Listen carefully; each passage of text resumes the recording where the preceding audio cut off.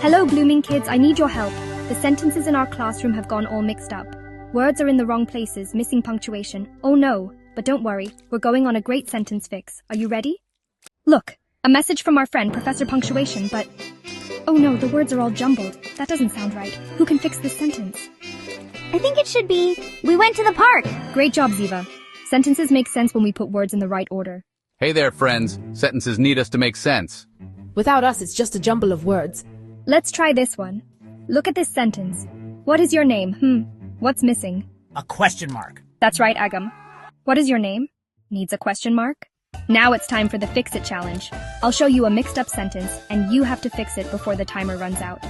The cat jumped over the fence. Fantastic! You fixed the sentence. Great job, sentence detectives. Before we go, let's sing our sentence fix song. Fix the words, make them right, add a period, clear and bright. Questions need a question mark. Now our sentences have spark. Well done, Ziva, Agam, and all our blooming kids. Keep fixing those sentences, and I'll see you next time for more grammar fun. Bye. Like and subscribe to Blooming Kids Club.